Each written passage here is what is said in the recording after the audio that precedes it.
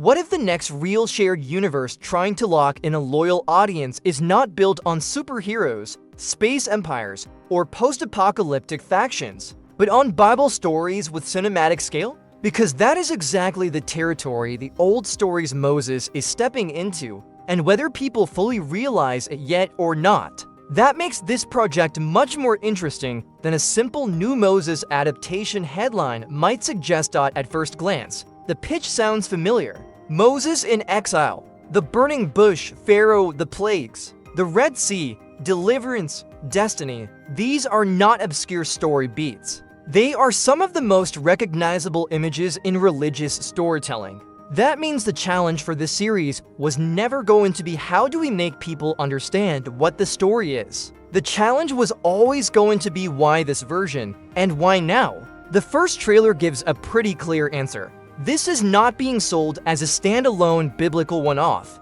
It is being positioned as a companion event set inside the growing world of House of David. That framing changes everything. Suddenly, this is not just about adapting Exodus again. It is about creating connective tissue. It is about turning foundational spiritual history into narrative infrastructure. Before David, before the kingdom, before the rise of Israel's most iconic king, there were older stories shaping the very idea of covenant, liberation, obedience, and leadership. That is the angle, and honestly, it is a smart one, because if faith-based storytelling wants to grow beyond isolated projects and occasional theatrical swings, it needs exactly this kind of ambition.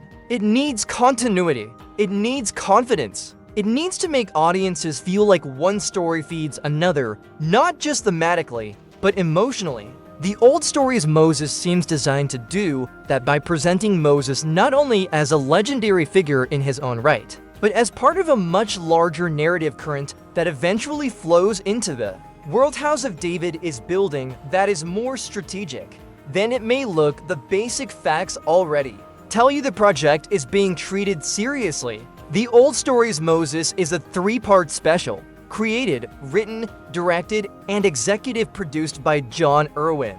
And it is set to premiere this spring, first on Wonder Project's subscription via Prime Video in the US, with broader Prime Video global rollout expected later. Ben Kingsley leads as Moses, O.T. Fagbenle plays Pharaoh, and the returning House of David connective layer includes Louis Ferreira as Jesse and Rhoda Ray as Aver, with Anakiah joining as Zipporah. That is not a casual lineup. Ben Kingsley especially gives the whole thing immediate gravity because Moses is one of those roles that can collapse under its own symbolic weight if the actor is not strong enough to make the man visible beneath the myth. Kingsley has the authority for the larger-than-life version, obviously, but what matters more is whether he can make Moses feel burdened, conflicted, worn down, and morally pressured rather than simply iconic. The trailer suggests that is the version they are aiming for. Not Moses as distant monument, but Moses as a man forced into a calling that feels larger than his ability to carry it. That is the right move. Epic religious stories only really work when the human cost is visible,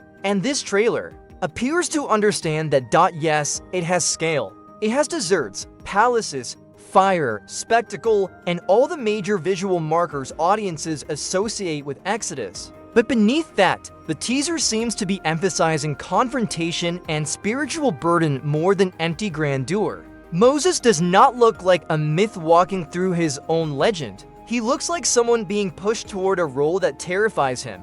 Pharaoh, meanwhile, is not being framed as a cardboard tyrant. O.T. Fagbenle gives him a more personal edge in the footage, something wounded, proud, and dangerous. That dynamic matters because the best version of this story is never just miracle versus evil. It is also brotherhood, betrayal, power, memory, identity, and the refusal of empire to release what it believes belongs to it. That is where drama lives, and that is where this could work better than people expect. The House of David connection is what really makes me pay attention, though, because it would have been very easy to market this as a premium one-off biblical event and leave it there. Instead, Wonder Project is signaling that this belongs to a larger storytelling ecosystem. The official positioning even frames the series as opening a window into the narratives that shaped Israel long before David took the throne. While a young shepherd looks back on the courage, failure, and obedience of those who came before him, that is not just set-up text. That is franchise language. It is saying these stories are part of one dramatic continuum that can sound cynical if handled badly, but it can also be powerful if handled well, because one of the reasons biblical storytelling sometimes struggles with younger or streaming-era audiences is that it can feel detached from serial momentum. One film, one miniseries, one famous figure, then reset, start over, try again later. What the old stories Moses is attempting instead is accumulation. It is trying to build a sense that these ancient narratives speak to one another, shape one another, and gain force from adjacency. Moses is not just being adapted because he is famous. He is being adapted because the story of deliverance and calling becomes part of the thematic architecture that later stories inherit. That is a much better long-term play. It also helps that the timing is pretty shrewd. House of David has already established the larger sandbox, so Moses arrives not as a cold start, but as an expansion. That makes the project feel less like an experiment and more like a franchise extension. And if audiences respond to this structure, Wonder Project suddenly has a very different lane available to it. Not just faith-based content, but interconnected faith-based content with enough scale to compete for attention in a fragmented market. That is a real opportunity. The trailer's visual language also deserves some credit. It is clearly aiming for cinematic grandeur without losing clarity. Wide desert compositions, heavy palace interiors, and effects-driven biblical set pieces all show up, but the footage is not drowning in digital overkill.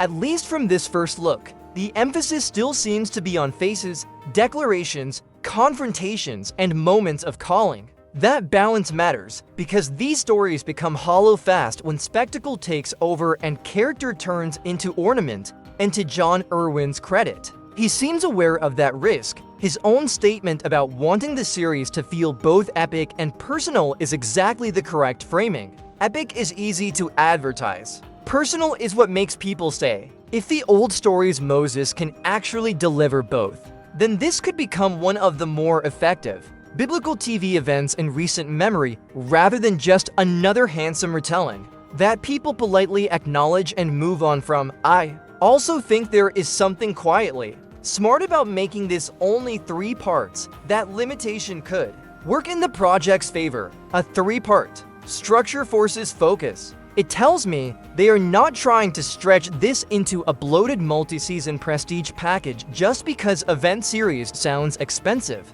It suggests they want to hit the biggest emotional and narrative beats cleanly, with urgency. And for Moses specifically, that makes sense. This is a life story filled with iconic milestones, but the adaptation does not need every chapter equally. It needs the emotional hinge points: exile, calling, confrontation, deliverance. And the cost of becoming the man history remembers. That is enough. If they nail those, the series wins. There is also a wider industry layer here that should not be ignored. Faith-based entertainment has been getting more ambitious lately, but ambition alone does not build loyalty. Quality does. Consistency does. Shared language does. If House of David and the old stories Moses start creating that rhythm, then Wonder Project could be carving out something most people are not taking seriously enough yet: a repeatable premium faith-based brand with actual event series pull. That is not guaranteed, but this trailer at least makes the possibility visible. So, where do I land on the first look? I think the old stories Moses looks much more interesting when you stop viewing it as another Moses adaptation and start viewing it as a franchise-building move. Ben Kingsley gives it prestige weight. The Exodus material gives it built-in cultural power. The House of David connection gives it long-term strategic value. And the 3-part format gives it a chance to stay concentrated instead of inflated. That combination could work really well, especially if the series remembers that its biggest asset is not the miracles. It is the pressure. The pressure of Calling. The pressure of leadership. The pressure of standing in front of power and refusing to kneel. That is timeless. And if the show captures that, then it will matter whether or not the audience comes in already invested in House of David. Because great origin stories do not just expand universes, they justify them. So now, I want to know what you think. Does the old stories Moses look like a meaningful expansion of House of David? Or does the shared universe framing make biblical storytelling feel too engineered? And one more thing. If this series works, could Wonder Project end up building one of the most unexpected franchise ecosystems on streaming right now? That is the real test, and this spring suddenly got more interesting. I'll see you in the next one.